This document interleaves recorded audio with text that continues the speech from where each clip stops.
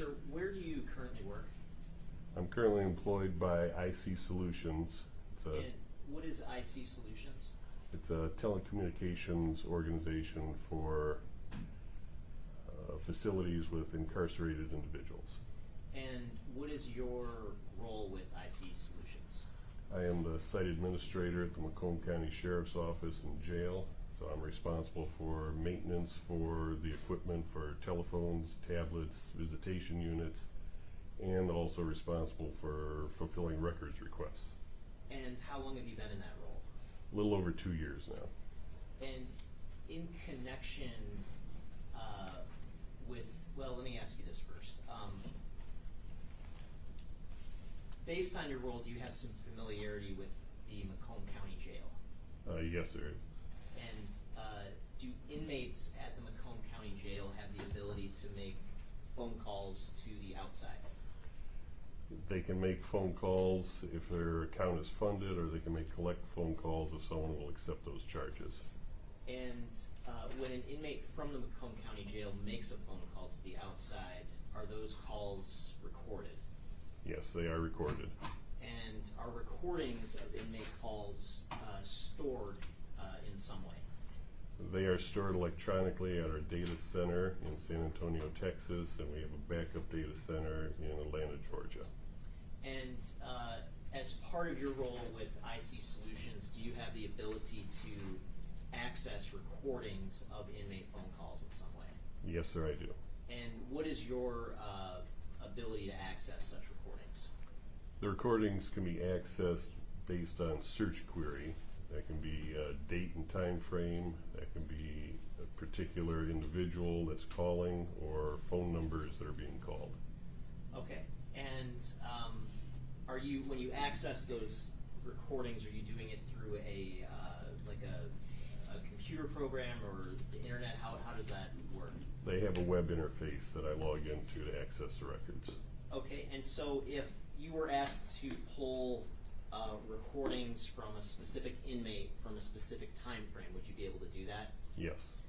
And at some point, were you asked to pull a handful of recordings for an inmate named Jaylin Brazier? Yes, there was a request at the end of February of this year, beginning of March, that I fulfilled. Okay. And in response to that request, did you pull some recordings associated with that inmate? There was approximately 7 recordings of interest that I supplied to the requester. Okay. And I'm holding what's been marked as People's Proposed Exhibit 52. Is it your understanding that this particular disc contains 2 of those recordings? Yes, my understanding is that there's a subset of 2 recordings out of the ones that I provided. And would it also include a data sheet that includes data associated with the recordings? Yes, there would be a query sheet that shows the parameters of the query, and then the record information as far as date, time, individual, phone number, where they were calling from.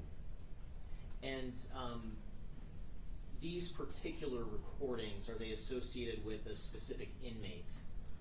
As I recall, they were associated with inmate Brazier versus Jaylin. Okay. And in terms of the 2 recordings on this disc, is it fair to say that other than redactions for certain content that would not be admissible in court, that these recordings are in substantially the same condition they were in when you pulled them directly from the system? They appeared to be when I saw the evidence, yes. Okay, thank you. With that, I move to amend proposed exhibit 52, Your Honor. No objection. All right. Thank you. May I publish? Yes.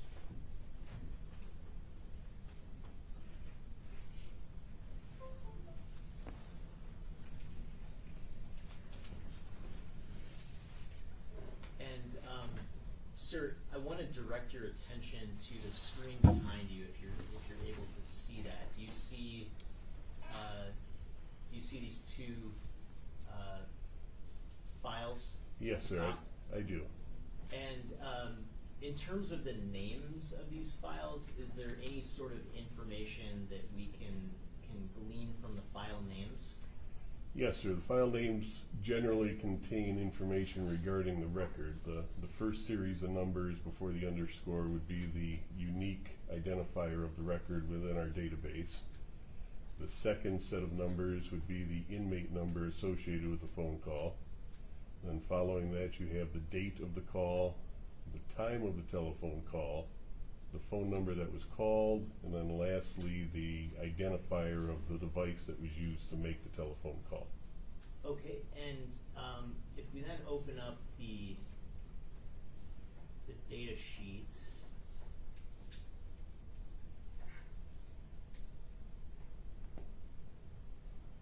now does this sheet contain the information for all 7 calls that you were requested to pull?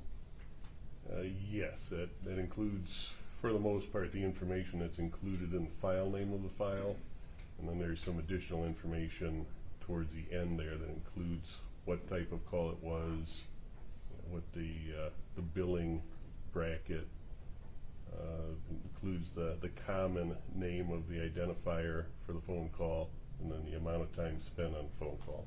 Okay, and you mentioned there's an inmate ID. Is that, can you explain what an inmate ID is? When individuals are booked into the Macomb County Sheriff's Office, if they haven't been there before, a new ID number is generated for them. Otherwise, they retain any number that they had previously, and that's unique to that individual. Okay, and so would the name then correspond with a particular ID? Yes, sir. And in terms of the phone number dialed, is that reflected in this column labeled phone number? Yes, sir. And would that be the same number for all of the calls in question, including the 2 recordings on this disc? It appears that all 7 of those recordings went to the same telephone number, yes. Okay. I'm going to publish, starting with the file ending 6114.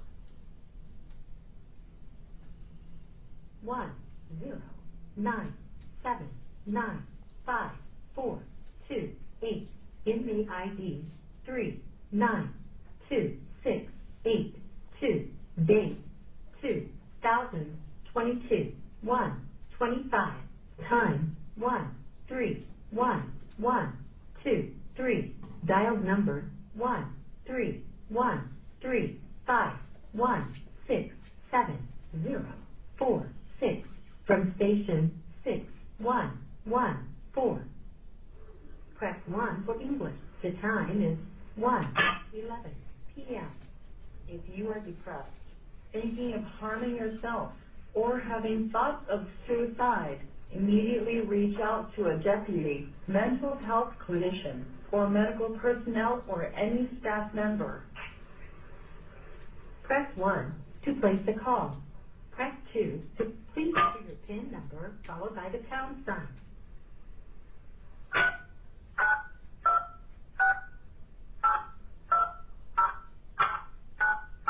After the tone, please say United States of America. United States of America.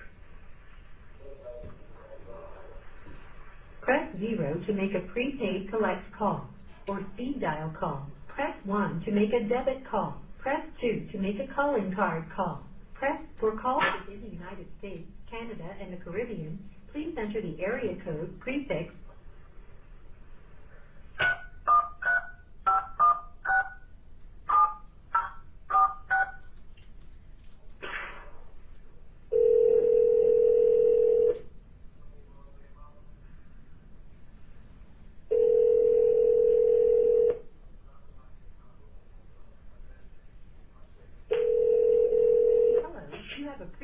Call from an inmate at Macomb County Jail. your account balance is $20.96. To hear the charges for this call, press or say 2. To accept this call, press or say 5. To refuse this call, do not press. This call will be recorded and subject to monitoring at any time. If you are visiting or talking to an inmate on the phone and they sound depressed, may be thinking of harming themselves and you feel there may be a life safety issue, such as the potential for suicide or other serious concerns, please call 586-307-9426 and request to speak to a shift supervisor immediately. Thank you for using IC Solutions. You may begin speaking. I'm going to pause at 3 minutes and 3 seconds and skip to 5 minutes and 30 seconds. And sir, just to be clear, what's the, if we're looking at the file name again, what's the date of this particular call? Based on the file name information, the date of that phone call would be January 25th of 2022. And I'm going to resume playing the video at 5 minutes and 29 seconds. Or not the video, the call, sorry. Bad person or whatever. Yeah, I know. Hey, bro, that's the bed in our basement. I don't know. I said, you know, the bed in our basement? Mm-hmm. They were like, have you guys ever had anybody down there? We checked that for key in there. I'm like, bro, that basement's just covered, that bed is covered in fucking dust. It's not the way I was like, bro, they're really trying to make a whole narrative. Because you switched your story. You say what? The police talk about the lead saying that you switched your story or whatever. I don't know. I haven't had any updates on news shit going on, but yeah. I'm saying they're just trying to keep you in there. Well, we doing everything out there. They're trying to get you out. It's probably going to have to be a while. I know. I told the client court yesterday, I told the dude that was representing me for the industry that everything that I said in that statement was literally out of like fear from my family and shit, and that Gary literally had told me what the fuck to say and to say that, and how he was like saying that like he can't hold me until I'm charged. It's basically everything that you heard him say, everything my mom heard him say. And he was like, what? That's wild. I need you to do something for me. Yeah. Pause it at 7 minutes and 12 seconds and move forward to 10 minutes.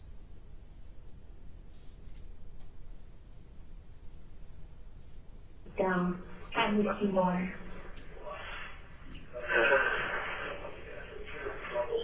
She's crazy. I should have literally never went to the damn police department. Like, that's literally all I had to do was nothing. But still, at the very day, they were going to make you look worse anyway. Yeah, I know.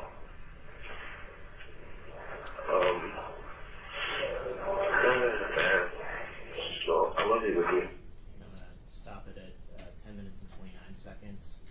And moving to the next file, what would be the date associated with this file? Based on the file name information, the date of that telephone call appears to be February 9th of 2022. And I'm going to publish that file, which for the record ends in the numbers 4113. And I'm going to skip ahead to the 4-minute mark.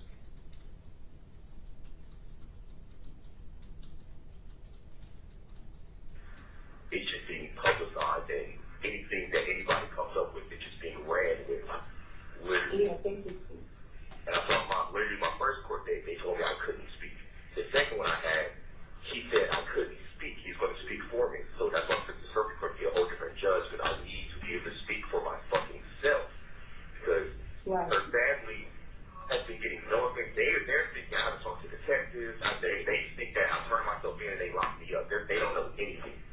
Literally. So that's why they're still running off any little shit that they can come up with. And it's pissing me off so fucking bad. But yeah, the problem is, like I'm hoping that this next court date, they let me fucking talk for myself. Because they're trying to make, they've been making this dumbass narrative, speaking on my fucking name and fucking shit up even worse, you feel me? Yeah. It's really fucking irritating.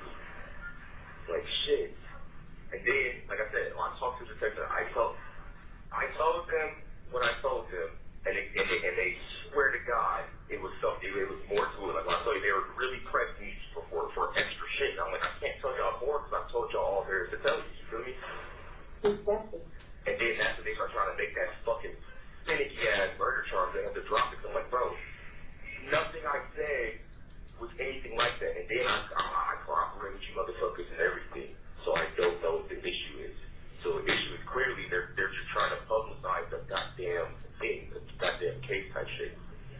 But then they try to say that the lady said that you're trying to cover up for somebody and you making it a deeper hole in yourself. Come on, that somebody's threatening me to not speak. I'm like, do y'all hear how fucking stupid y'all sound? Like, And seriously. so why would you lie? I'm like, y'all don't know shit. The reason why you don't want to say anything is because the lawyer told you not to say shit. Second of all, she gonna say some, why would you go up there and tell me went on what you call social media to say, oh my said God. that, Mr. Torres, why would you turn yourself in when it has to go on television and not that you are a person of interest? Bro, They had to they say, had no idea what was going on beforehand and all the shit that was happening. It's like people just shut the fuck up. Like, damn. This shit's bad. Like, I'm telling you, it's really pissing me off, bro. I know. When I leave this bitch, I'm ready to put hands on fucking everybody, bro. Literally. Stop. It's like, it's really blowing me, dog. Like, I'm going to stop at 6 minutes and 47 seconds. No further questions? Just a couple brief questions. Good afternoon, sir. Good afternoon. Now, you indicated that I believe the inmate calling solutions spreadsheet that you looked at, you indicated that for the most part it has all the information that's contained in the file name? Yes, sir. Okay. What information would it be missing? Information specific to the billing information mostly, the length of the call, how long they were billed for, Okay. what the billing class was, whether it was a local or not local call, the type of call payment, whether it was collect or prepaid or what have you. Okay, understand. And does every inmate who uses this phone system, they have to enter their PIN number? Yes, sir, that's correct. Is that a system-generated PIN number that's provided to the inmate, or is that a PIN number that the inmate chooses for themselves? It's a little bit of both. The PIN is a combination of their inmate number, which is supplied by the jail once they're booked, and then it also includes a 4-digit code that the inmate themselves select. Okay.